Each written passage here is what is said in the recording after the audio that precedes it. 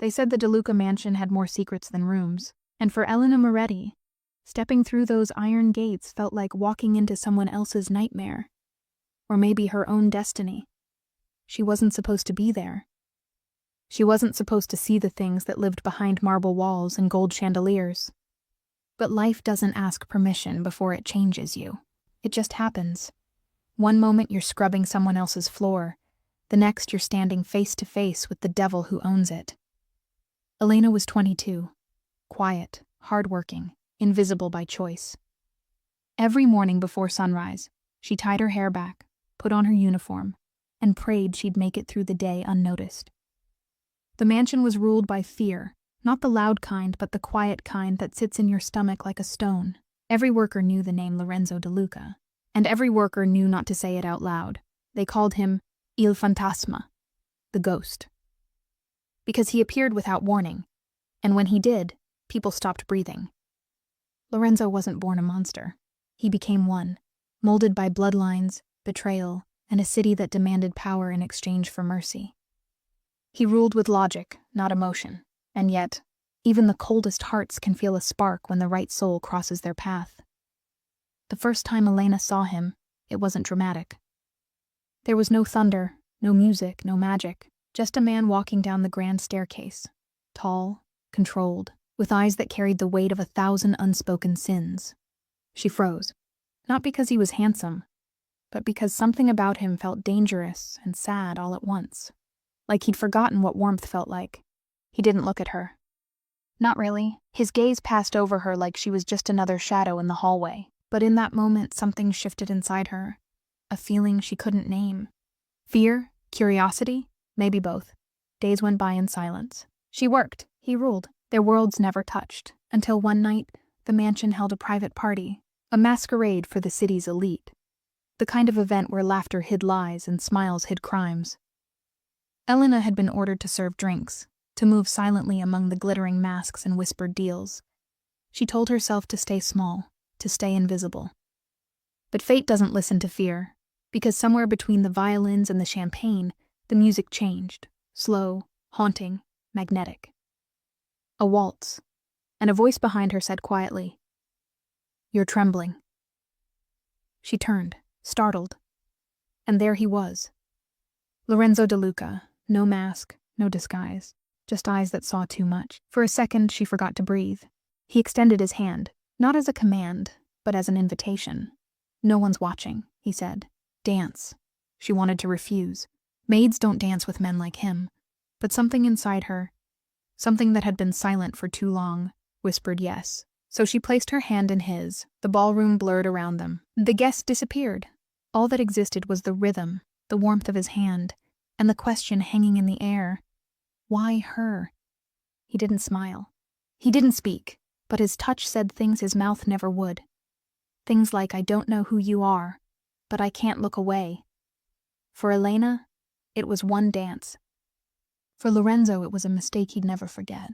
Because from that night on, the man who feared nothing began to fear one thing, losing the woman who reminded him he still had a heart. But love in the Mafia world isn't a fairy tale. It's a debt. And every debt must be paid. The morning after the masquerade, the mansion felt different, like the walls were holding their breath. Elena tried to work as usual, sweeping hallways and changing sheets, but her hands wouldn't stop shaking. Every time she closed her eyes, she saw him, the way his hand felt, the way his silence said more than words ever could. She told herself it meant nothing, just a dance, just a mistake, but in her heart, something fragile had already begun to bloom. Something dangerous in a house built on fear. Lorenzo DeLuca wasn't a man who noticed servants. He noticed weakness. He noticed loyalty. He noticed betrayal. But not people. Not souls. And yet, since that night, he couldn't stop seeing her. He told himself it was a distraction. A minor glitch in his iron discipline. The kind that fades with time. But it didn't. Her face kept appearing in the corners of his mind. In the reflection of his glass. In the silence between meetings. For the first time in years, he felt restless. His men noticed, his enemies noticed, and so did she. That morning, she was polishing the railing of the grand staircase when he walked past. She froze, just for a second. But that second was enough. He stopped, turned, looked at her. "Your name," he said quietly. "Elena, sir." He nodded once, slow. "You work in the West Wing?" "Yes, sir." A pause. Then softer. "You danced well." The words hit her like a storm she hadn't prepared for. He walked away before she could respond, leaving her standing there with her pulse racing and her heart trying to make sense of what had just happened. That single sentence spread through her like fire, he remembered. From that moment, everything changed, not out loud, but in ways that mattered. The other maids whispered that the boss's eyes followed her now, that she was marked, maybe protected, maybe doomed. Elena didn't want attention. She wanted safety. She wanted peace. But peace doesn't live in a place ruled by blood and secrets. That evening, as rain beat against the mansion windows, Lorenzo sat alone in his study. Files scattered, whiskey untouched. His mind wouldn't quiet. The girl's eyes haunted him, soft but unafraid. She didn't look at him like the others did. She didn't see a monster, and that terrified him more than any enemy ever had. He picked up his glass, but his reflection in it looked like a stranger. Once upon a time, Lorenzo had been a boy who wanted to play piano, not politics. A son who believed his father's empire could be built on honor, not blood. But honor dies fast in a city like theirs. And now here he was, the king of ashes, unable to sleep because of a maid. He told himself to stop, to forget. But he couldn't. And when a mafia boss can't control his thoughts, something inside his world begins to crack. Later that night, Elena found herself summoned to the upper hall. A man in a black suit said, "The boss wants to see you." Her heart almost stopped. She thought she was in trouble. But when she entered the study, he wasn't angry. He was quiet, too quiet. "Sit," he said. She obeyed. For a long time, neither of them spoke. The room was heavy with something she didn't understand. Tension, curiosity, guilt, maybe all three. Finally he asked, "Do you know what kind of man I am, Elena?" Her voice trembled. "People, they say things." He leaned forward. "What do you believe?" She swallowed. "I think people can be more than what others say." Silence. Then a faint smile touched his lips, the kind that didn't reach his eyes. "You shouldn't believe in men like me." She looked down. "Maybe, but I've seen worse monsters wearing better masks." He didn't respond. Just stared at her, long enough for her to feel her heart trip over itself. And then softly he said, "Go back to work, Elena." She left, her hands cold, her thoughts louder than ever. But what neither of them knew was that the mansion had ears. Someone had seen them, and in Lorenzo's world, even a glance could cost a life. Rumors travel faster than bullets. By sunrise, every maid, every guard, every cook in the DeLuca mansion had already heard the same whisper. The boss spoke to the maid. Just that, 7 words. But in this house, 7 words could set the world on fire. Elena felt it the moment she walked through the servants' corridor. Eyes followed her now. Conversation stopped when she entered. She kept her head down, tried to pretend it didn't matter, but silence has a way of cutting deeper than insults. She didn't ask for his attention. She didn't want it. Yet somehow she'd become a target for envy, and for something worse. That morning, while she carried linens down the hall, an older maid whispered under her breath, "Pretty things don't last long here." Elena pretended not to hear. But her heart did. Her heart always heard. Lorenzo, meanwhile, was fighting a war no one could see. On paper, his empire was thriving. Shipments secured, deals signed, rivals silenced. But behind the calm exterior, he was distracted. One small act of humanity, one dance, one conversation, had cracked the armor he'd worn for years. His right-hand man, Marco, noticed. "You're slipping," Marco said quietly one evening. "The council's starting to talk. They think you're losing focus." Lorenzo didn't look up from his desk. Let them talk. But his voice lacked its usual fire. Marco sighed. "Whatever it is, whoever she is, be careful. This world doesn't forgive softness." Lorenzo didn't answer. He didn't have to. Because deep down, he knew Marco was right. That night, the rain returned. Heavy, relentless. The kind that made the city feel like it was drowning in its own sins. Elena worked late, cleaning the grand dining hall after the guests left. When she bent to collect empty glasses, she found something small lying near the fireplace. a silver cufflink engraved with an intricate L. She hesitated before picking it up. It was his. She could have returned it in the morning, left it quietly on a tray. But something inside her wanted to see him. Not the boss, not the ghost, just the man she'd glimpsed beneath the surface. So she went. Up the long marble staircase, through the silent corridor, until she stood before the heavy oak doors of his study. She knocked once. No answer, twice. Then his voice, low, calm. "Come in." He was standing by the window, jacket off, sleeves rolled, the city lights painting his face in gold and shadow. "You're still awake," he said. She held out the cufflink. "You dropped this, sir." He took it, their fingers brushing for a second, enough to make her heart lose rhythm. "You didn't have to bring it yourself," he said softly. "I couldn't leave it there," she replied. "It didn't feel right." He studied her face. The honesty, the calm, the absence of fear. "Do you know what people are saying about you?" he asked. "Yes." "And you still came here?" "Yes." That answer disarmed him more than any weapon could. He turned away, placing the cufflink on his desk. "You don't understand how dangerous this is, Elena." "Maybe not," she said. "But I know kindness is rare. And I saw it in you once." He let out a quiet, bitter laugh. "Kindness gets people killed in my world. Then maybe your world needs someone brave enough to keep it alive." For a moment, silence filled the room again, that heavy, breath-stealing silence that seemed to follow them wherever they went. He looked at her then, really looked, and for the first time he didn't see the maid. He saw the woman who could undo him without trying. "Elena," he said, almost whispering her name. "Yes? Go before I make a mistake I can't take back." She left without another word. But as she walked down the dark hallway, she could still feel the echo of his voice, the weight of his restraint. Behind her, Lorenzo poured himself a drink he wouldn't touch. He stared at the window, watching lightning cut across the sky. He'd built a life on control, on never letting emotion dictate power. But now, control was slipping through his fingers like sand. Outside, thunder rolled. Inside, love was becoming his greatest weakness. And somewhere in the shadows of the mansion, another pair of eyes had watched their entire exchange. Eyes that did not forgive. By the next morning, the mansion had turned cold again. Not in temperature and in mood.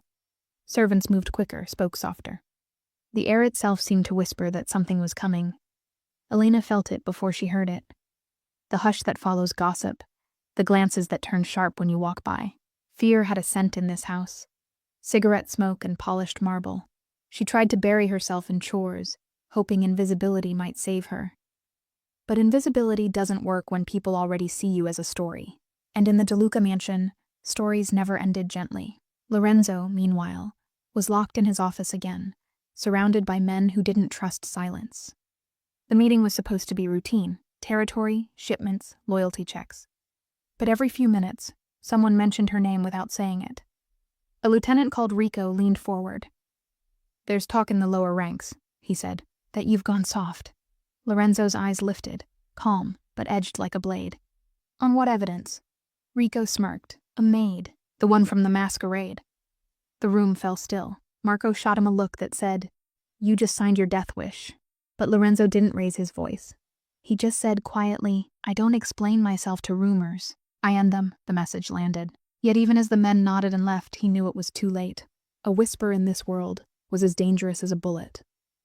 That night, Elena returned to her small room behind the laundry wing. The window rattled from wind. Her reflection in the glass looked like someone else. Someone stronger, maybe, or just someone trying to be. She tried to read, but couldn't focus. Every creak in the hallway made her jump. Then Way knock. "3 short wraps, Elena," a voice whispered. It was Marco. She hesitated before opening the door. He stood there, rain dripping from his coat. "Pack a small bag," he said. "Why?" "Because someone just put your name on the wrong list." Her stomach dropped. "What does that mean?" "It means you need to disappear, at least for a while." She shook her head. "I can't just run," Marco sighed. "You don't understand the men outside this house. They don't see people, only weaknesses. And right now you're his." Elena looked past him, down the empty corridor. "Does he know?" she asked softly. Marco hesitated. "He will." He left her with that. And for the first time, she realized how small her world really was. One mansion, one secret, one heartbeat away from disaster. By midnight, Lorenzo found out anyway. Marco told him everything. The whispers, the list, the warning. Lorenzo's expression didn't change, but the temperature in the room seemed to drop. Who put her name there? Rico, Marco said. He thinks she's leverage. That word tasted like poison. Within an hour, Rico was gone. Disappeared the way men do when they mistake rumor for courage. But the damage had already spread. If one man had noticed, others would too. Enemies outside the mansion would smell blood. That same night, Lorenzo stood by the window of his office, watching rain slide down the glass like tears he didn't know how to shed. He had spent years mastering fear, using it, selling it, wearing it like armor. But now, for the first time, he felt it for someone else. Downstairs, Elena packed her few belongings, a folded uniform, a rosary, and a small music box her mother had left her. She turned the key once, and a soft melody filled the room. The tune was sweet but cracked with age, like a memory you're scared to touch. She didn't know where she'd go. Only that staying meant danger, and leaving meant heartbreak. Then a voice behind her. "You're not leaving alone." She turned. Lorenzo stood in the doorway, dark coat, unreadable eyes. "How did you—" "I hear everything that happens in my house," he said. He took a step closer. "You're under my protection now." "But I thought—" He cut her off gently. "Don't think. Just trust me." Trust. Such a simple word for something that could cost them both everything. He reached out, took the small bag from her hand. "Come with me." Outside, the mansion lights flickered in the storm. Somewhere beyond those walls, someone was already moving against them. And as they walked into the night, neither of them knew that this was the last time the mansion would ever be safe. They left the mansion before dawn. The storm had passed, but the world still smelled of rain and endings. Lorenzo drove himself. No guards, no convoy. Just him, Elena, and the silence between them that seemed to say everything neither dared to. The car cut through empty roads, headlights carving silver lines into the mist. Elena sat in the passenger seat, clutching the music box in her lap like it could protect her.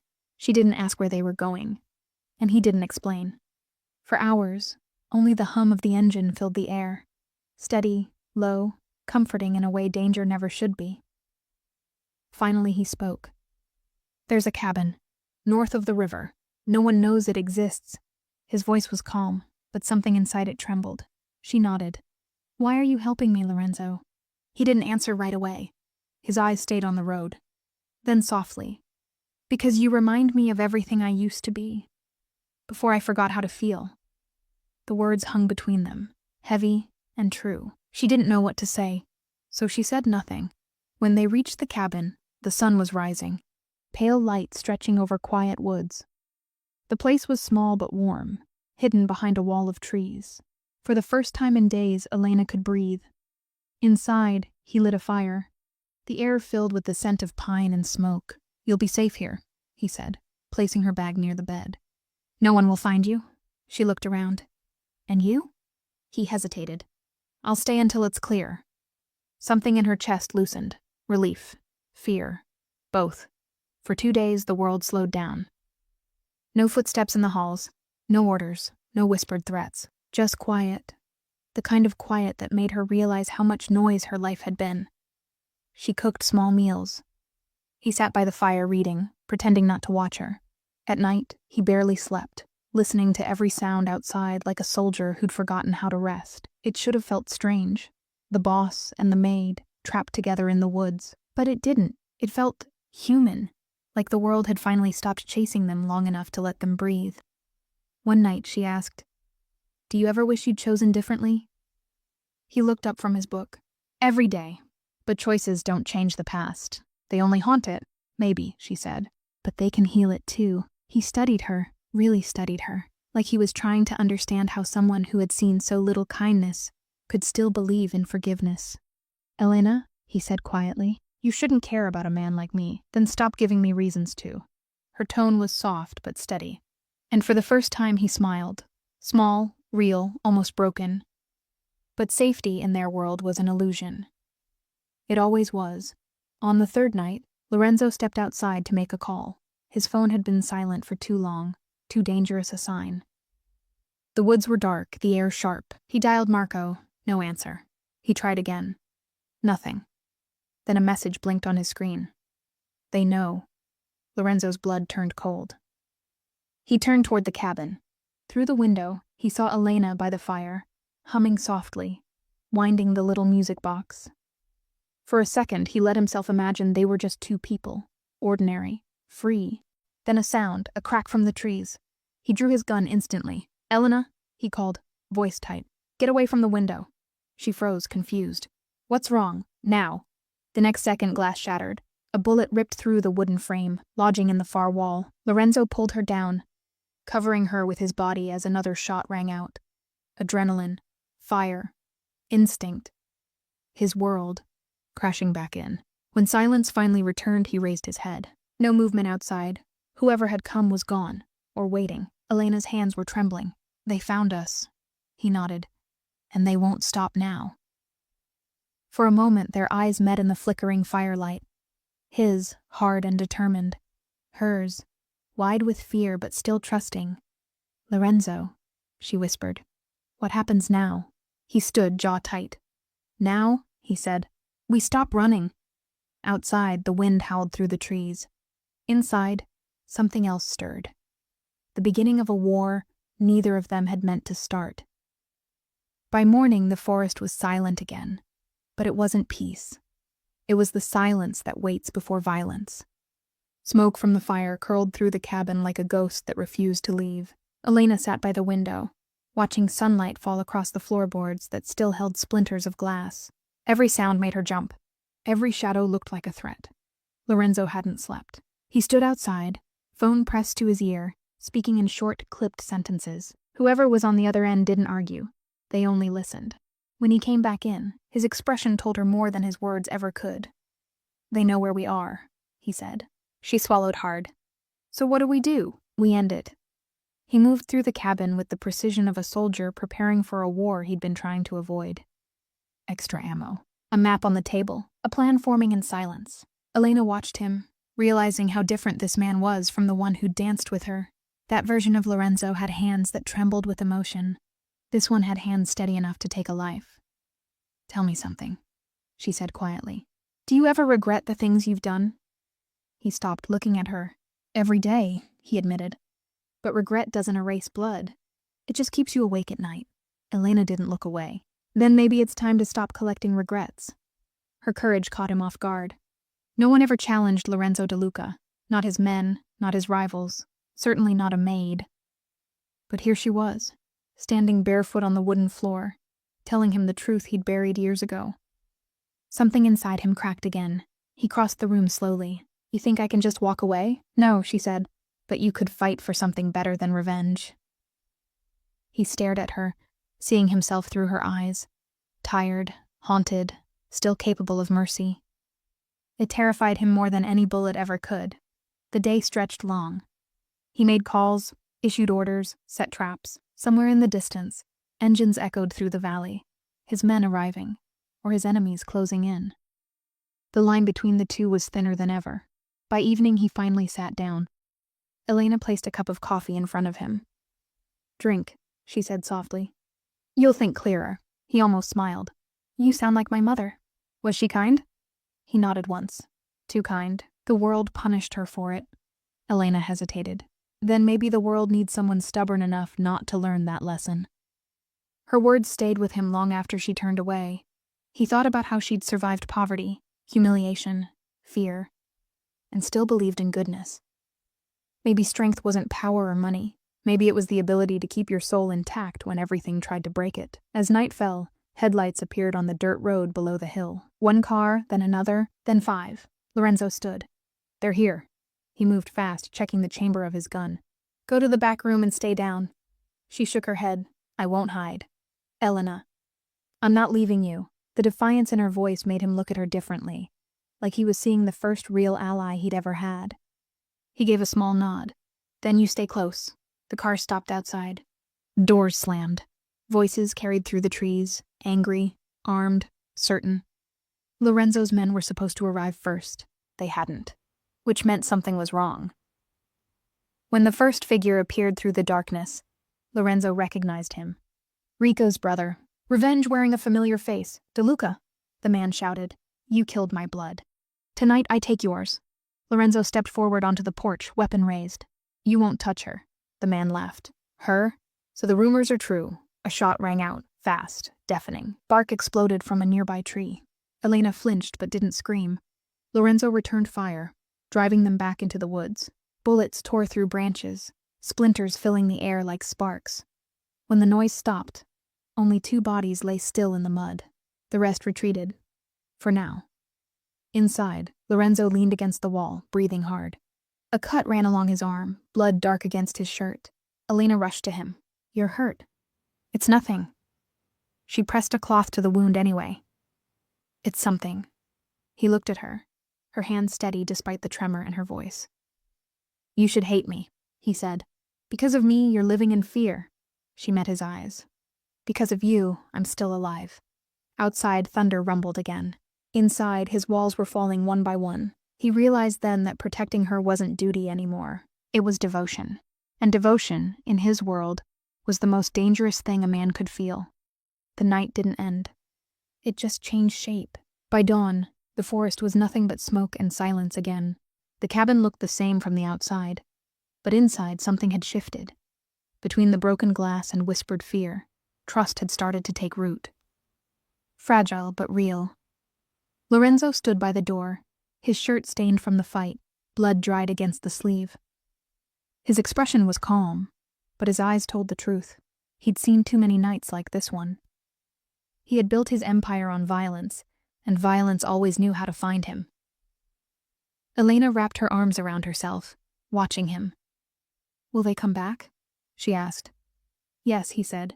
And next time they won't just be after me. He didn't have to say what came next. She understood. The safest thing he could do was leave her behind. The safest thing she could do was refuse. Then I'm coming with you. Lorenzo looked up, disbelief flickering in his eyes. Elena, no, she said, her voice steady. You can't protect me from a distance. And I'm done hiding, he exhaled, rubbing his temple. You have no idea what following me means. I do, she said quietly. It means I stop running from what's already ruined my life. For the first time, he didn't argue. Maybe because he saw the same defiance he once had. Before power, before guilt, before blood. An hour later, they were on the road. The old black sedan cut through misty hills as dawn broke. The sky was pale gold, the kind that made the world look like it could start over. But Lorenzo knew better. There was no starting over in his world, only surviving what came next. Elena sat beside him, the wind catching her hair through the open window. She hadn't spoken for miles. Are you scared? He finally asked. Of you? She said. No, he almost smiled. That's a mistake, she turned to him. No, it's a choice. He didn't reply, but her words landed somewhere deep, somewhere he didn't like to go. He'd spent years building a name people feared. Yet this woman, this maid who'd once cleaned his floors, looked at him without flinching. They stopped at an old diner off the highway. The sign flickered weakly, the smell of burnt coffee hanging in the air. Lorenzo chose the booth in the corner, back to the wall, eyes always scanning. Old habits never die. Elena stirred her coffee with a spoon. What happens now? He didn't answer right away. I have to end this, he finally said, once and for all. And when you do? He looked at her then, truly looked. Then I disappear. Something in her chest sank. Disappear where? Does it matter? He said softly. Men like me don't get to live in peace. We just stop fighting long enough to fade out. For a moment, the silence between them was louder than the radio crackling in the corner. Then she said, You're wrong. He tilted his head. About what? About the kind of man you are. He almost laughed. You think you know me? She met his gaze. I think I've seen the part of you you're trying to bury. Her words hit harder than a bullet. Because he wanted to believe her. God help him, he wanted to. They hit the road again before noon. A storm was building in the distance, clouds bruised and heavy. As they drove, he told her pieces of the truth. About the night Rico died.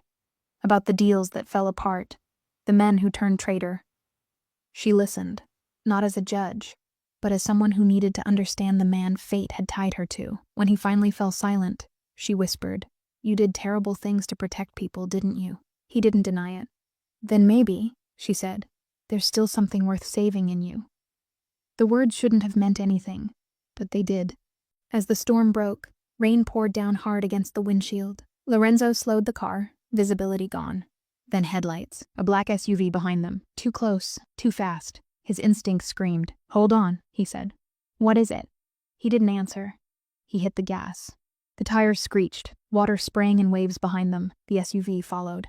Close enough for him to see the faces inside, men he'd once called allies. "Lorenzo," Elena started, but the car jolted as a bullet shattered the rear glass.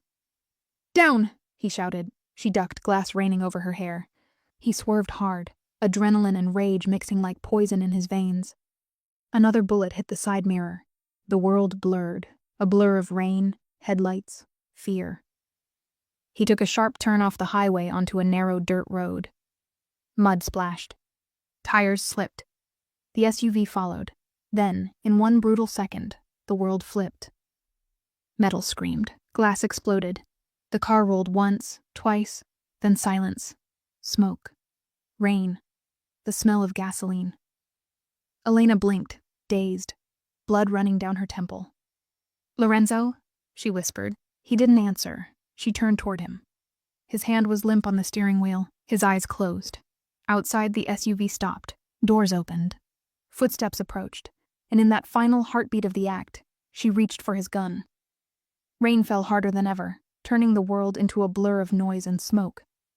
The wrecked car steamed in the middle of the dirt road, headlights half buried in mud. For a moment, Elena couldn't tell if she was still alive or trapped somewhere between dream and death. The taste of iron filled her mouth. Her hands shook as she reached across the console. "Lorenzo?" His name barely escaped her lips.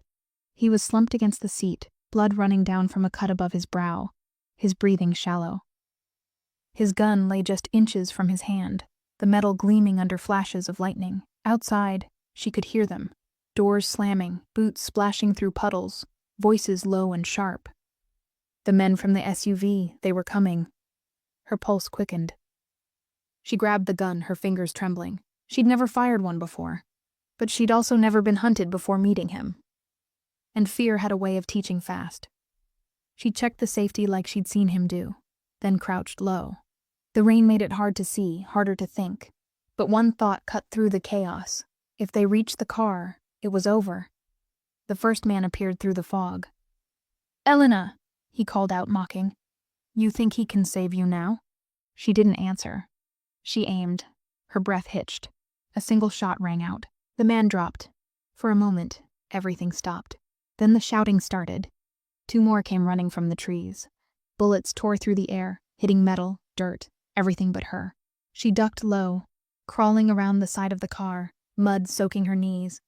Another flash of lightning, and she saw him. One man aiming at Lorenzo through the shattered window. Something inside her snapped. She stood, screamed, and fired twice.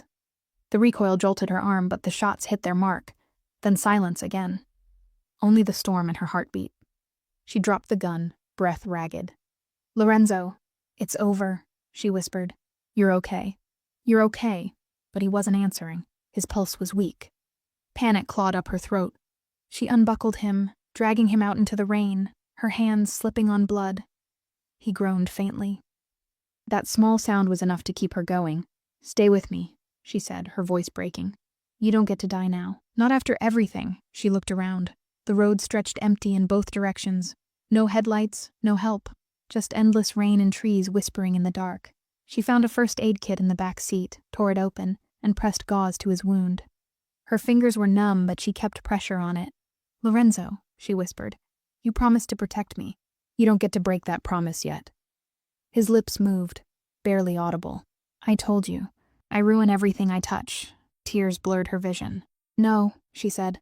"You saved me. You just don't know how to save yourself." He tried to smile, then coughed, blood staining his shirt darker. "You should run," he said weakly. "They'll send more." "I'm not leaving you." "Elena, don't waste your breath. You taught me to be brave, so now I am." For a long moment, the only sound was the rain hitting the trees. Then far in the distance, engines. More cars. Her heart clenched. Time was gone. She looked down at him, pale, half-conscious. If she stayed, they'd both die. But if she ran, he'd be finished before help could ever come. She made her choice. She reached for the lighter in his pocket, the silver one he always carried, engraved with his initials.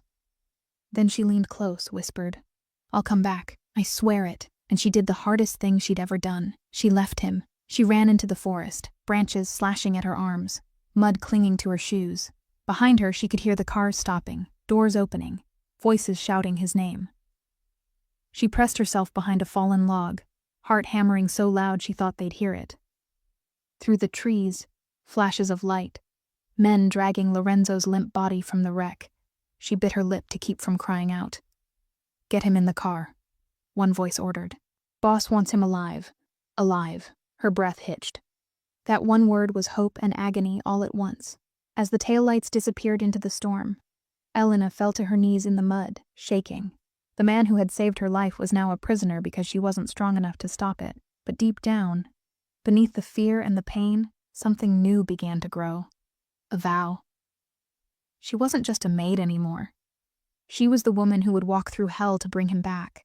And in that moment, drenched in rain and heartbreak, Elena swore silently. If the Mafia wanted a war, they just declared one.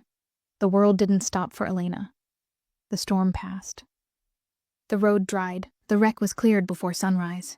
And by the time the city woke up again, she was already gone. Another, nameless ghost slipping between shadows. She found shelter. In the outskirts, an old laundromat run by an elderly woman who asked no questions and offered a blanket without a word. Elena sat in the back room for hours, staring at the dirt under her nails, the cuts on her hands, the blood that wasn't hers. Every sound outside made her flinch. Every silence made her remember Lorenzo was alive. She'd heard it. Boss wants him alive. Those 5 words played in her mind on a loop, like a broken melody she couldn't stop humming. She didn't know where they had taken him, but she knew who had given the order. Santino Morelli, the man who used to stand at Lorenzo's right hand. The one who called him brother, then stabbed him from behind the moment power shifted. She'd seen Santino once before, months ago, during one of Lorenzo's meetings. Cold eyes, perfect suit, a smile that never reached his soul. Now he was the one holding the reins, and that meant Lorenzo's life was hanging by a thread. Elena pressed her palms against her face. She wanted to scream, but the sound stayed trapped inside. She was nobody. No money, no allies, no weapon except a promise she'd made in the rain. "I'll come back for you." And somehow she meant to keep it. The next morning she went out. She cut her hair short, dyed it darker, changed her clothes. The mirror didn't show the maid who used to scrub floors anymore. It showed someone else. Someone learning to live without fear. She started asking questions. Carefully. The city had ears everywhere, and Santino's men controlled most of them. But loyalty, like money, could be bought, and Elena had something rarer, desperation. She found an old contact of Lorenzo's, a mechanic named Vito who owed the boss his life. The man almost slammed the door in her face until she said Lorenzo's name. "He's alive," she whispered, "and I'm going to get him out." Vito stared at her, then shook his head.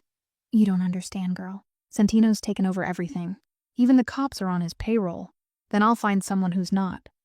You'll get yourself killed." "Maybe," she said, "but I'll die trying for something that matters." The old man saw something in her eyes, something that reminded him of the man he once followed. He sighed. "There's a warehouse. South Docks. That's where they keep the ones they don't want seen." It wasn't much, but it was enough. That night, Elena sat on the roof of the laundromat, looking out at the city lights. They used to mean beauty. Now they just looked like eyes watching her. She thought about Lorenzo, his voice, his anger, the way he'd looked at her like she was the last real thing in a world of lies. She remembered his words. "I ruin everything I touch." But he hadn't ruined her. He'd made her brave. By the 3rd night, she had a plan. It wasn't smart and it wasn't safe, but it was hers. Get inside, find him. Get him out. Simple. Impossible. Necessary. She found an old pistol in Vito's workshop. It was heavy, cold, unfamiliar. She practiced in secret. Empty clicks, steady hands. Every time she aimed, she whispered, "For him." The days blurred together. She barely ate, barely slept. Her body ached, but her mind burned. Then one morning, Vito came running to her. They moved him, he said. Santino took Lorenzo to the main house, his estate up north. Her chest tightened. Why? Rumor says he's making an example out of him. The old boss, chained like a dog. She closed her eyes. The thought of Lorenzo, proud, unbreakable Lorenzo, on his knees, being humiliated by the man he once trusted, made something fierce ignite inside her. I'm going, she said. Vito shook his head. You'll never get close. I'll find a way. He looked at her for a long time, then handed her a folded paper. Then take this. It's an old pass. One of the house staff used to wear it. Won't hold up under scrutiny, but it might buy you a few minutes. She took it, her fingers trembling. Thank you. Don't thank me, he said. Just make it count. That night, as the city fell asleep, Elena walked out with nothing but the clothes on her back, the pistol tucked in her coat, and a fire in her heart that fear couldn't touch. She had been invisible her whole life, but now invisibility was her weapon. By dawn, she was standing on the edge of the highway, a single figure against miles of gray sky, waiting for the truck that would take her north. And as the wind howled around her, one thought repeated in her chest, steady as a heartbeat. They took him from me. Now I'm coming for him. The northern estate was nothing like the city. No horns, no streetlights, no noise, just the echo of power in the silence. A long iron gate stretched across the driveway, guarded by men who looked like shadows in tailored suits. The mansion behind it loomed against the fog, stone walls and glass windows glowing faintly under the pale morning light. Elena had seen it once before, from afar, back when she was still working as a maid in one of Lorenzo's smaller homes. Back when she never imagined she'd be walking through those same gates carrying a fake pass and a loaded gun. She kept her head down as the guards checked her badge. Her heartbeat was loud enough to drown out the wind. For a moment, one of them hesitated, eyes narrowing on her face, and then nodded. Kitchen staff, go. Her knees almost gave out from relief. She was in. The kitchen smelled of bleach and smoke, the clatter of dishes echoing like gunfire in her nerves. She moved through the space quietly, memorizing exits, faces, routines. Every few minutes, men in suits passed by, Santino's soldiers. Every one of them wore the same expression, loyalty without conscience. Elena scrubbed counters, carried trays, stayed invisible. But her eyes never stopped scanning. Somewhere in this house, Lorenzo was alive, and she was going to find him. By afternoon, she had learned the rhythm of the mansion. Guards rotated every hour. Santino spent his mornings in the study, and the basement, always locked, was off limits to everyone but his most trusted men. That was all she needed to know. When night came, the house quieted. Rain tapped softly on the windows. A cruel echo of the night everything changed. Elena slipped out of the kitchen, heart pounding. The hallways were dark, only the chandeliers throwing faint, golden light. Every shadow felt like it was watching her. She reached the stairwell and descended one slow step at a time, her shoes soundless against the concrete. The air grew colder the deeper she went. The scent of damp stone and metal filled her lungs. Then she heard it, a low, broken cough. Her breath caught. She followed the sound down the corridor, past a half-open door. Inside, a single bulb swung overhead, flickering weakly. Chains rattled. And there, sitting against the wall, bruised, bloodied, but unmistakably alive, was Lorenzo. Her knees nearly gave out. He looked different, thinner, his jaw dark with stubble, his eyes half-lidded with exhaustion. But when he lifted his head and saw her, the shock in his face was pure, raw disbelief. Elena, his voice cracked on her name. She stepped closer, tears stinging her eyes. It's me. He shook his head, like he didn't dare believe it. You shouldn't be here. I had to, she whispered. I couldn't leave you. He gave a broken laugh, equal parts pain and pride. You're insane. Maybe. But so are you. Forever thinking I'd run. For a moment, he just stared at her, the girl who once served drinks in his mansion, now standing before him with a gun in her coat and fire in her eyes. Then he said softly, You shouldn't have come for me. And you shouldn't have saved me, she replied. But you did. She knelt beside him, fingers trembling as she reached for the chains. Can you walk? He winced. If I have to. You have to. The lock was heavy, Impossible without a key. She scanned the room. Shelves, desk, a table with tools that made her stomach turn. She found a keyring on the wall. Tried one, then another. Then the third. Click. The chains fell. Lorenzo exhaled like a man tasting freedom for the first time. He grabbed her wrist, his voice low but urgent. Elena, listen to me. You have to go. Santino, I'm not leaving without you. Damn it, he whispered. You don't understand. He wants you too. She froze. What? He knows what you mean to me, Lorenzo said, eyes burning. That's why he kept me alive, to draw you out. Her heart dropped. The air seemed to vanish from the room. All this time, every risk, every move, had led her right into his trap. Footsteps echoed from the hall. Heavy, slow. Lorenzo reached for the gun in her coat. Hide. She shook her head. No. The door swung open. Santino stood there, tailored suit, calm smile, eyes like knives. Well? He said softly. The maid finally found her master. Lorenzo stood, unsteady but defiant, placing himself between her and Santino. Let her go, he growled. Santino chuckled. Oh, I intend to. After she watches you die. He raised his gun, and in that instant, before the shot, before the sound, Elena moved. The screen of the moment froze in her mind like lightning. Lorenzo shouting her name, Santino's finger tightening on the trigger, her hand rising faster than thought. The gunfire exploded. Then, silence. For a heartbeat, none of them breathed. Smoke curled between them. Someone fell. The sound of the gunshot hung in the air like thunder refusing to fade. For 1 second, everything stood still. The dripping pipes, the flickering bulb, the taste of gunpowder thick in the back of her throat. Then the world moved again. Santino staggered backward, hand pressed to his shoulder. Blood spread dark across his tailored suit. His gun clattered to the floor, echoing through the concrete room. Elena's hand shook where she held her weapon, smoke still rising from the barrel. She couldn't feel her fingers, couldn't feel her heartbeat, only the weight of what she'd just done. Lorenzo stared at her, disbelief in his eyes. You shot him. She blinked, trembling. He was going to kill you. Santino's laugh was low, broken, filled with venom. You think one bullet changes anything, girl? He tried to raise his gun again, but Lorenzo was faster. He kicked it across the floor and caught Santino by the collar, dragging him up until they were eye to eye. You betrayed me, Lorenzo said. His voice wasn't loud. It didn't need to be. It was the kind of quiet that could stop a man's heart. You got soft, Santino spat. A maid? That's what destroyed you.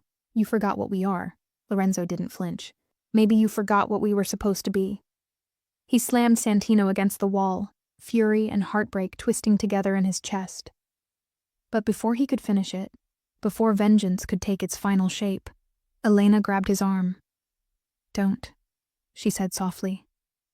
If you kill him now, you lose everything left of yourself. Her words cut deeper than the bullet had. For years, blood had been Lorenzo's answer to betrayal, but now he saw himself the way she saw him, and he couldn't bear to confirm her worst fear. He let go. Santino collapsed to the floor, coughing, rage in his eyes. You think mercy will save you? Santino hissed. You'll never walk out of this house alive. Lorenzo turned to Elena. We're leaving. They ran. Down the hall, up the stairs, every step an explosion of pain in his ribs. She stayed close behind, helping him when he stumbled, never looking back. Alarms blared through the mansion, metallic, deafening. Guards poured into the halls. The world became chaos again. Lorenzo grabbed a fallen guard's gun and fired back, covering her as they moved. Left, he shouted. She turned the corner, slammed through a door, and they burst into the night, rain again, like it was following them, washing the blood from every moment they survived. They sprinted toward the tree line behind the estate. Headlights flashed, shouts echoed. A bullet grazed the wall beside her head. She didn't scream. She just ran. By the time they reached the woods, both of them were gasping, soaked, half blind from the dark. Lorenzo leaned against a tree, blood seeping through his shirt again. You're hit, she said. He shook his head. Not bad. That's what you said last time. He gave a faint smile. Tired, almost human. You never listen. Neither do you. They both laughed. Short, breathless, somewhere between relief and disbelief. Then the laughter faded. The night grew quiet again. Elena crouched beside him, brushing rain and blood from his face. "We can't stop here," she said. "They'll come." "I know. Then tell me where to go." He looked at her. Really looked. The woman who'd once been nothing but background noise in his empire, now standing like the only thing holding it together. "There's a man in the city," he said slowly. "Old friend. Name's Ricci. He owes me a favor. Can we trust him?" He hesitated. "We'll have to," she nodded. "Then we go there." He tried to stand, but his body gave out. She caught him before he hit the ground, his weight heavy against her. "Don't you dare die on me," she whispered fiercely. "Not now."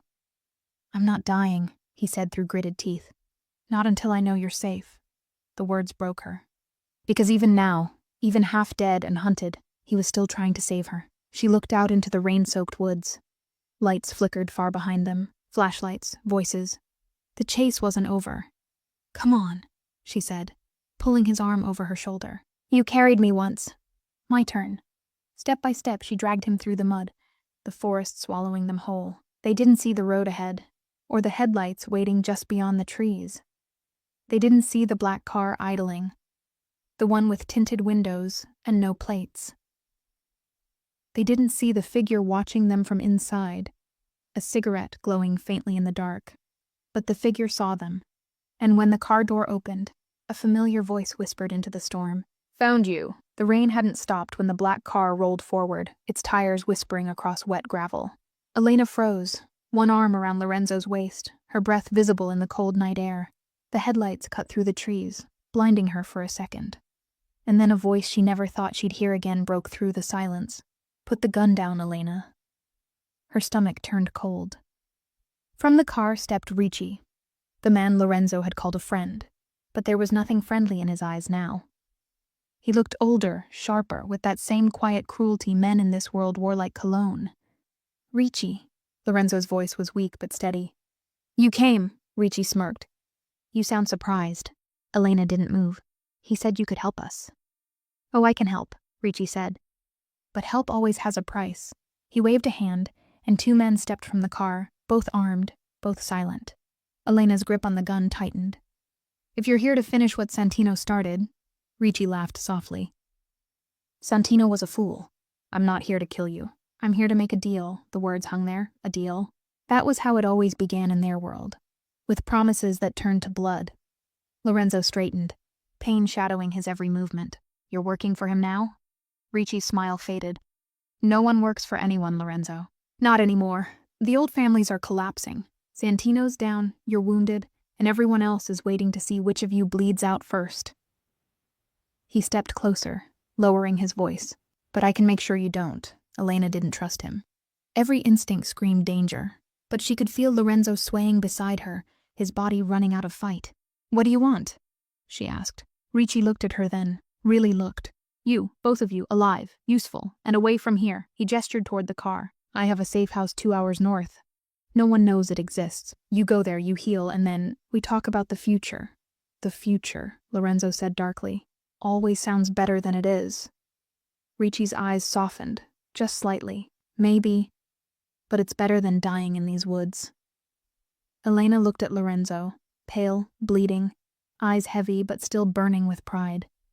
If she didn't get him help soon, there wouldn't be another chance. "All right," she said finally. "We'll go." Lorenzo turned his head toward her. "Elena, don't argue," she said quietly. "Not now." Ricci's men stepped aside, opening the back door. Elena helped Lorenzo inside, her heart pounding with every move. She kept her gun in her lap the whole drive, eyes fixed on the blur of wet trees rushing by. The air inside the car was thick, too quiet, too calm. Lorenzo leaned back, breathing shallow. "You shouldn't trust him." She didn't look away from the window. "I don't. But I trust that you need to live." Ricci's voice came from the front seat. "You two make quite the story. The maid and the monster. I've heard it whispered in every corner of the city." Elena's jaw tightened. "Stories don't matter." "Oh, they do," he said. "Stories decide who lives long enough to tell them." Hours passed before the car slowed. The rain had turned to mist, and through it she saw a stone house at the edge of the woods, dark, hidden, and silent. Ricci parked and turned to them. "You'll be safe here, for now." He looked at Lorenzo, You need a doctor. I'll send one. Lorenzo opened his eyes just enough to meet his. Why are you really helping me? Ricci smiled faintly. Because every king needs an army, and I think it's time we built one.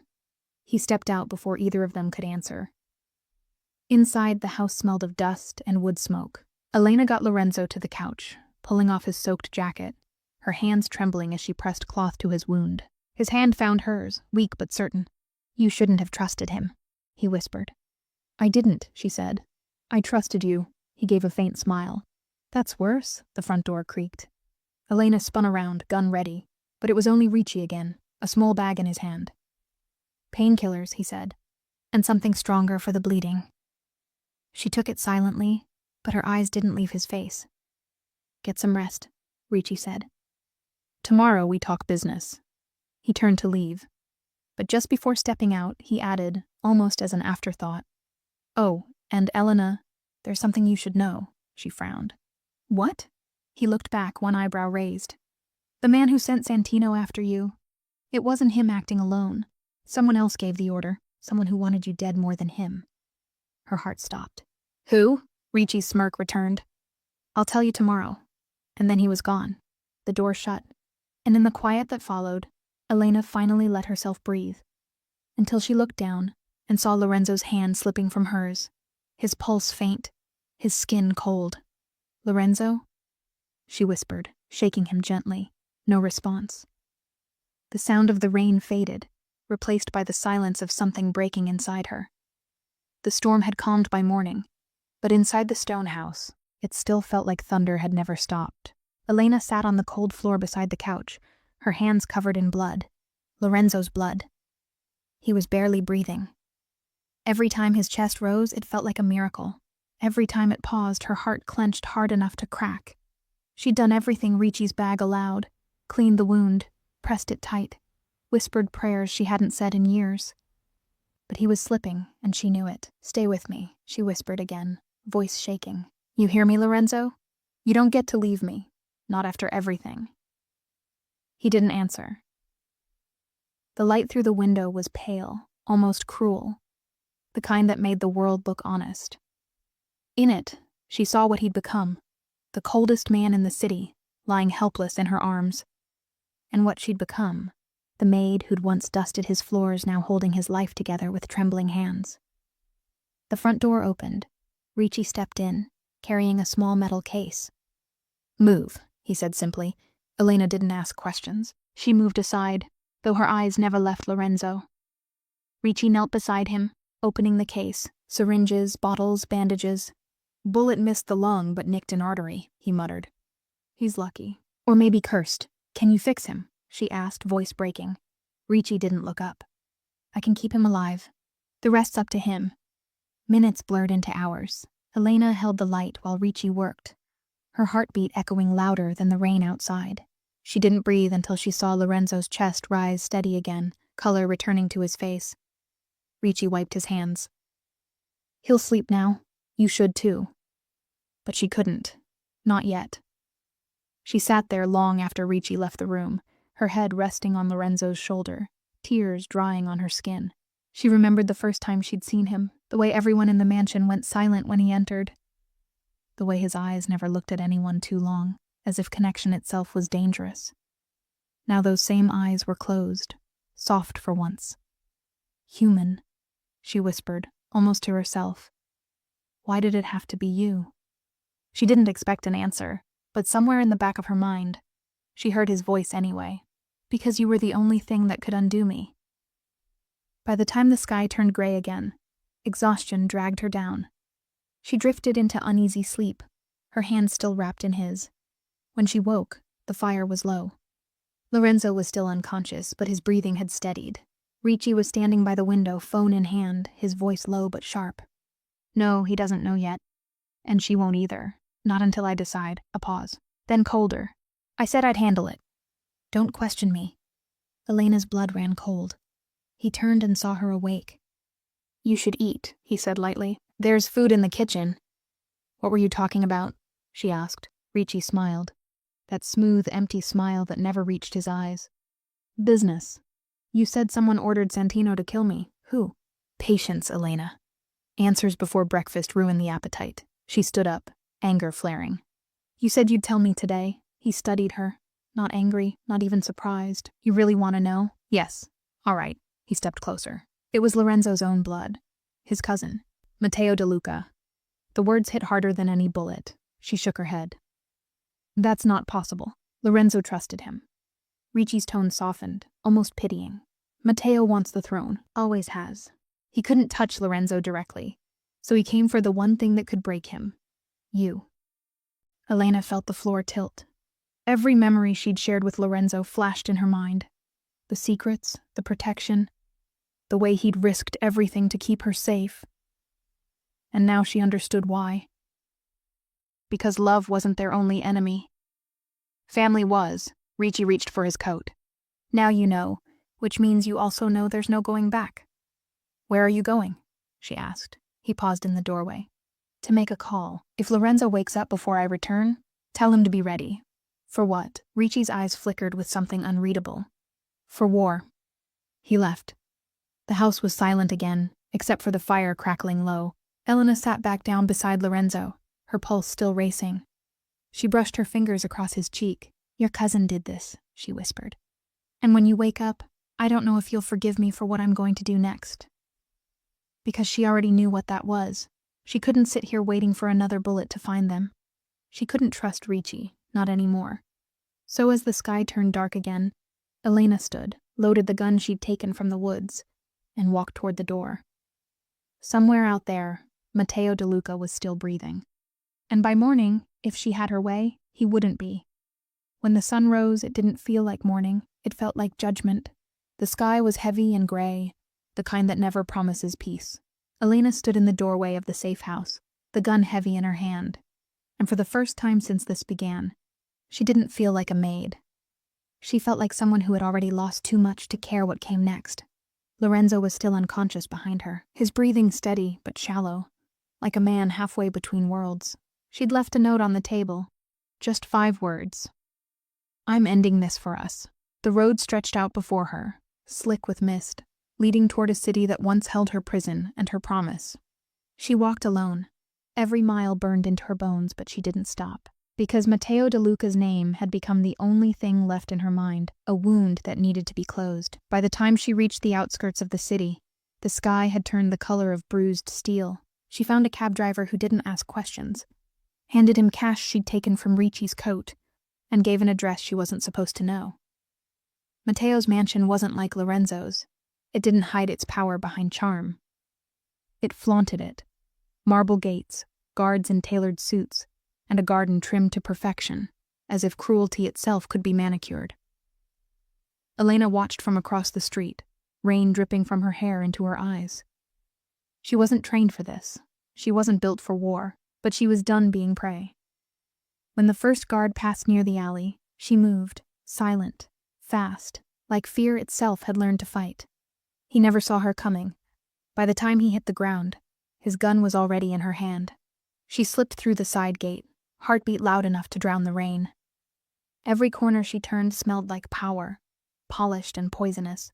And then she saw him, Matteo De Luca, younger than Lorenzo by a few years, same dark hair, same sharp jaw. But his eyes were colder, emptier. He stood in the courtyard, phone pressed to his ear, a smile that didn't belong to family. Elena raised the gun. For a heartbeat, everything went silent, the rain, her breath, the whole world holding still. Then a voice behind her said, I was wondering when you'd come, Ricci. He stepped out of the shadows, coat dry, face calm, like he'd been waiting for her all along. Her grip tightened. You lied to me.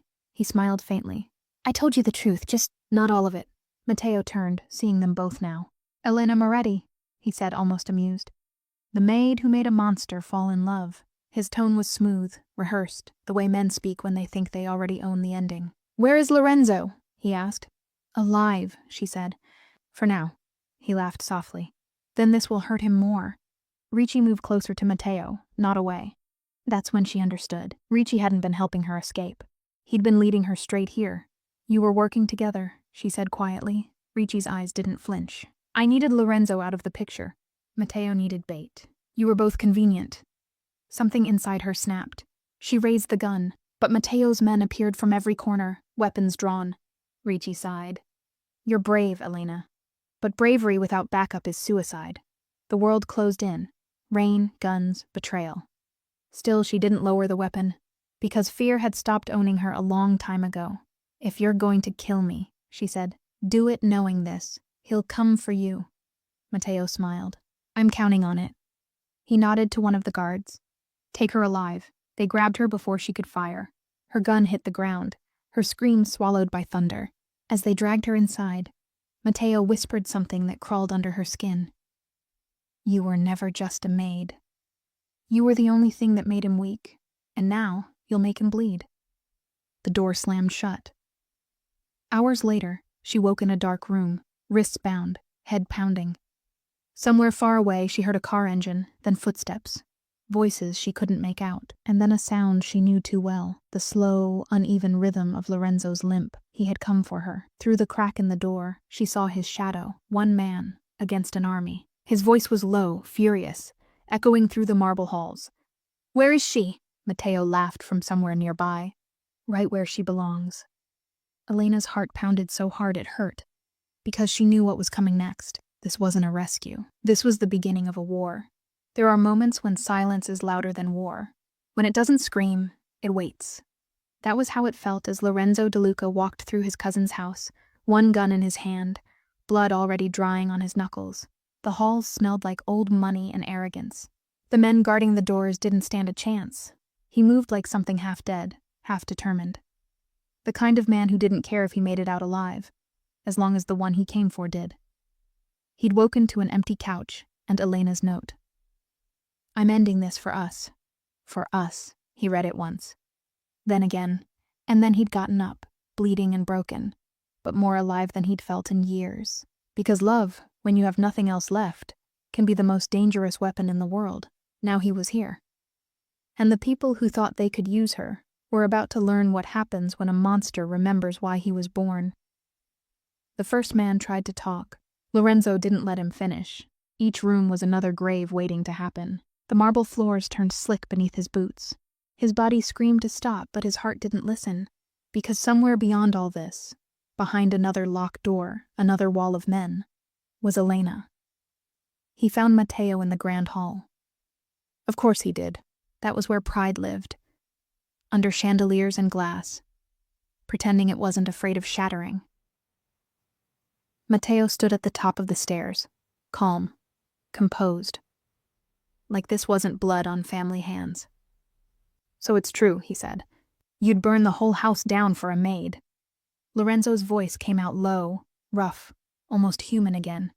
No, I'd burn it down because you made her bleed. He fired once.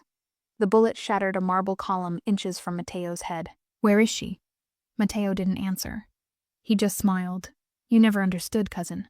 You were supposed to rule with fear, not feel. Lorenzo took a slow step forward. Fear is easy. Love takes guts. Mateo's men appeared from every corner. 20, maybe more. It didn't matter. The gunfire started, and for a few breathless seconds it felt like the world split open. Lorenzo moved through it like he'd been born in chaos. Each shot deliberate, each motion made of pain and precision. He wasn't fighting for empire anymore. He was fighting for her, and that made him unstoppable. When the smoke cleared, only one man was left standing. Mateo. He'd retreated to the balcony, reloading, face streaked with rage. You can't kill me, he said. You need me. You kill me. The family dies. Lorenzo stepped closer, gun raised. Then let it die. He pulled the trigger. But Mateo was faster, or maybe luckier. The bullet grazed his arm, not his heart. They crashed into each other, both weapons falling away. Years of tension, betrayal, and blood boiled over in a storm of fists and fury. Two men who shared blood but not soul, fighting not for control, but for what they thought love was worth. Mateo slammed Lorenzo against the wall, snarling, She was never meant for you. Lorenzo shoved him back, voice breaking. That's the point. Nothing about her was meant for this life. And then, a sound neither of them expected, a gunshot, not from either of them. Mateo froze. His expression shifted. Shock, confusion, then pain. He looked down. A red bloom spread across his chest. Behind him, in the doorway, stood Elena, her hands shaking, the gun still raised. For a moment, none of them moved. Then Matteo fell to his knees, eyes locked on hers. "You think this saves him?" he rasped.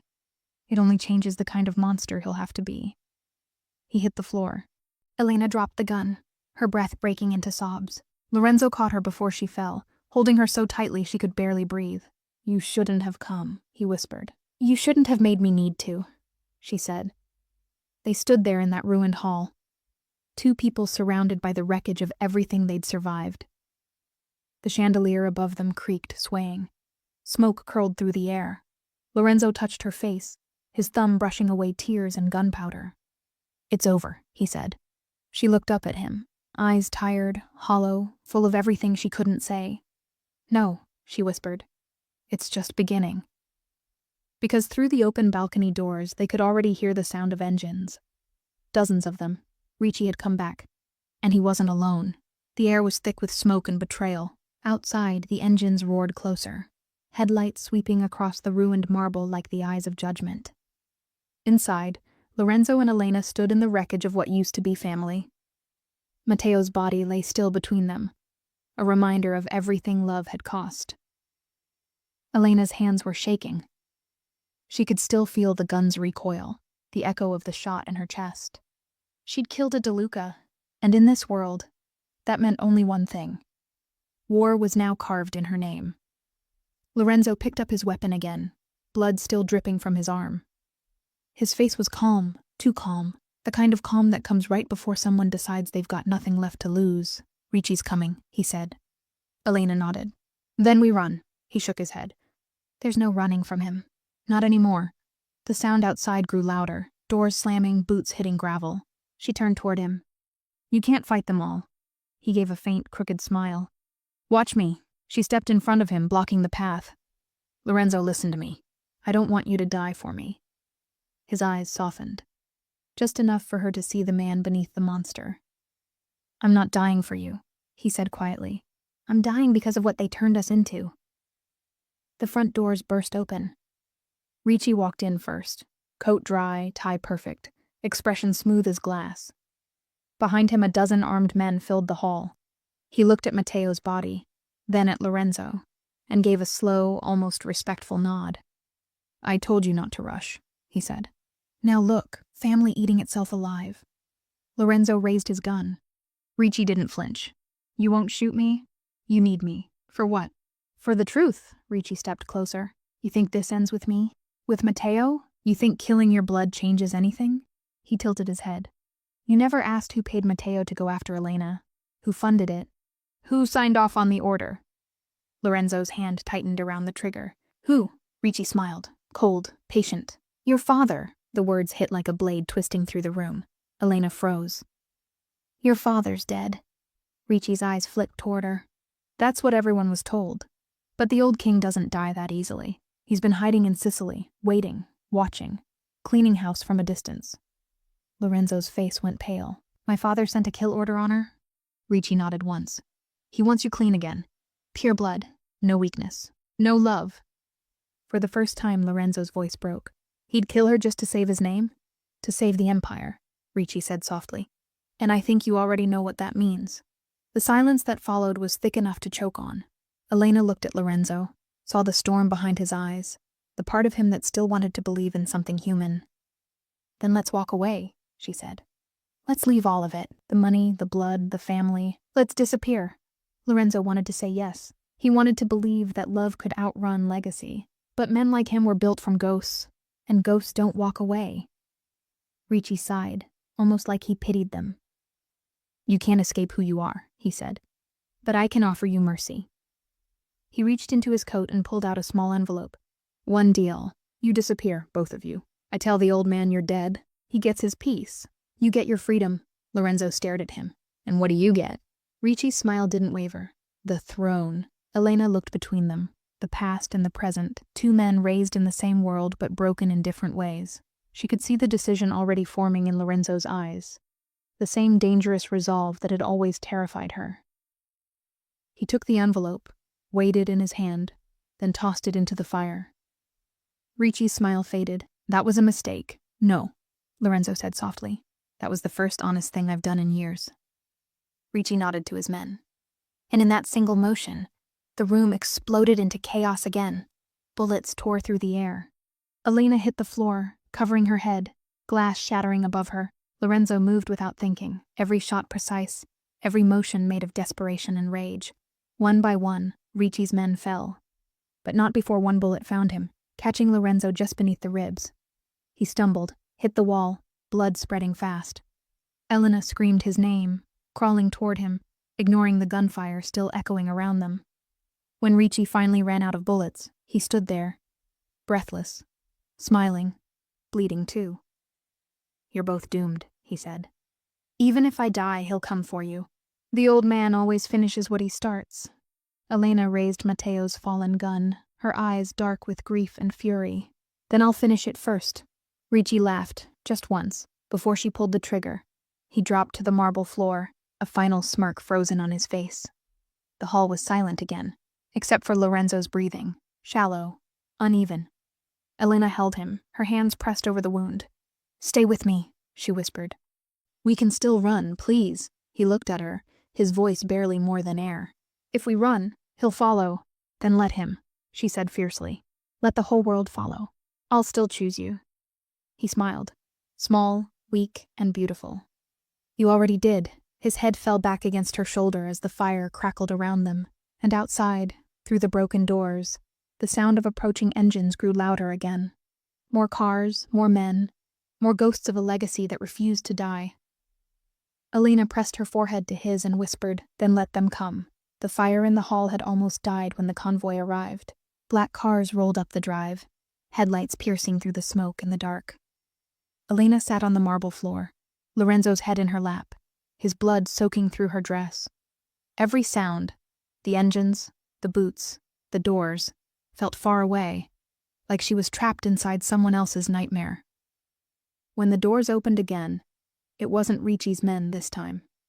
It was him, Don Vittorio De Luca, the old king who was supposed to be dead, Lorenzo's father. He stepped inside slowly, a silver cane tapping the floor, his expression unreadable. The years hadn't softened him. If anything, time had carved him sharper. Behind him came 4 guards, silent, faceless, loyal. He looked around at the chaos, the shattered chandeliers, the dead men, the blood.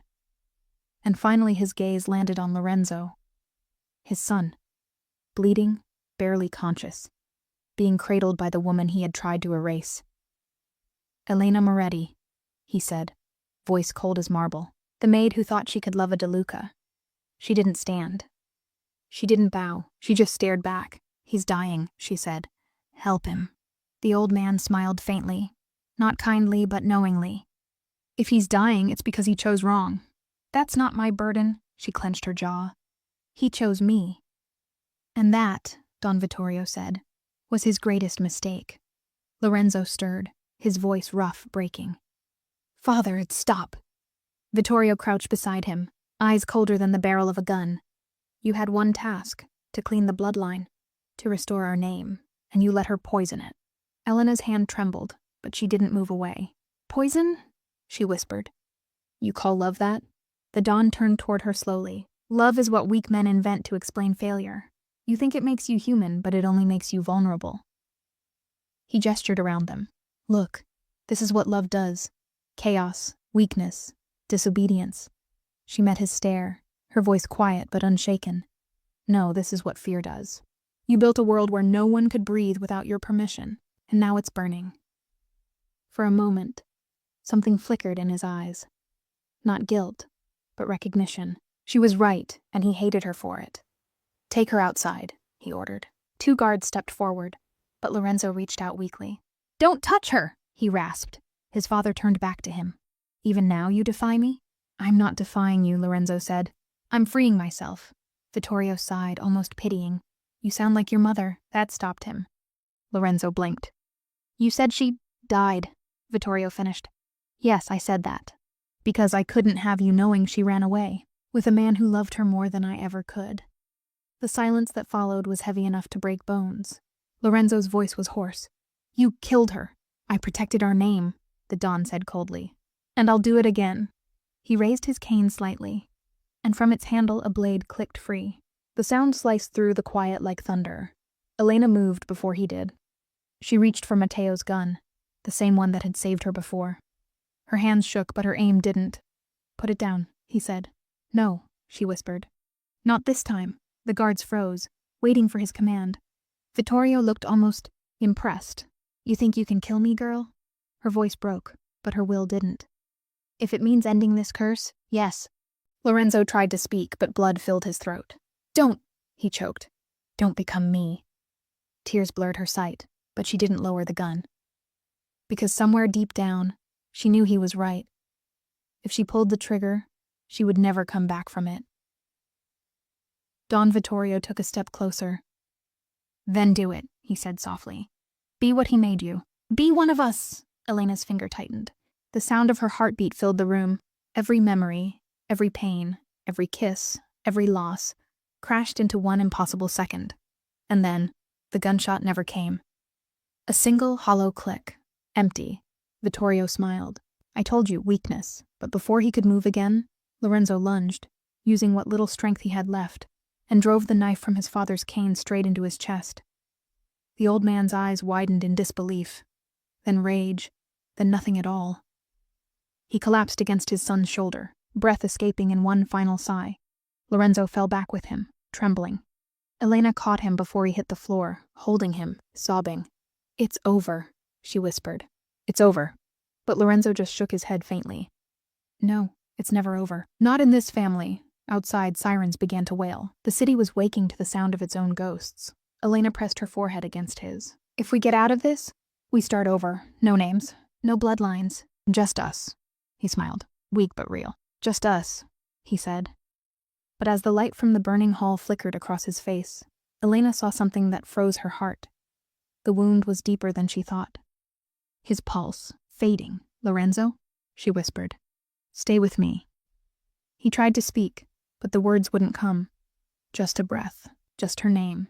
And as the sirens drew closer and the flames climbed higher, Elena realized this wasn't the end. This was the beginning of her war. The sirens faded into silence. By the time they reached the mansion, the fire had already swallowed most of it. Glass, marble, memory, everything. But Elena was gone. No one saw her leave. No one saw the car she took.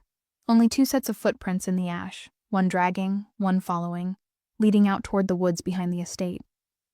Some said she fled the city that night. Others said she died beside him. But the truth lived in the shadows, where the DeLuca name still whispered through the streets like a curse that refused to die. Days later, the world moved on. The papers called it a power shift. The underworld called it reconstruction. But for Elena Moretti, it was grief, sharp, heavy, and endless. She hid in a safe house outside Palermo, the one Lorenzo had told her about long ago. Back when they still believed love could rewrite fate, she still wore his ring, not on her finger, but around her neck, tied with the same ribbon she once used to bind her hair. Every night, she'd sit by the window, waiting for something she didn't have words for. A sign, a sound, anything. On the 3rd night, someone knocked. Once. Then again. Her heart froze. No one knew this place, no one alive. She reached for the gun under the table, whispering a silent prayer she didn't believe in anymore. The door creaked open. A man stepped inside, tall, dressed in black, face hidden under a hood. She raised the gun. "Don't move." He didn't. Instead, he dropped something onto the table, a small silver locket. It clattered softly against the wood, and for a moment, time stopped. She knew that locket. It was his. Her voice cracked. "Where did you get this?" The man slowly lifted his head. And beneath the hood, a face, scarred, tired, but alive. Lorenzo.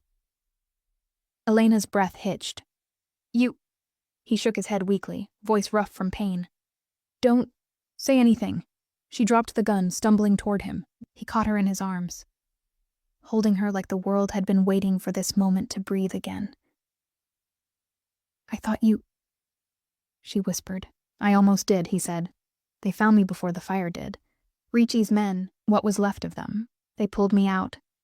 She searched his face, the cuts, the burns, the haunted look in his eyes. "You shouldn't have come back," she said softly. "They'll come after you again." He smiled faintly. "Let them. There's nothing left to take." But she could see it. The exhaustion, the quiet madness of a man who had lost everything and still refused to stop fighting. He looked around the dark room, then back at her. "We can't stay here," he said.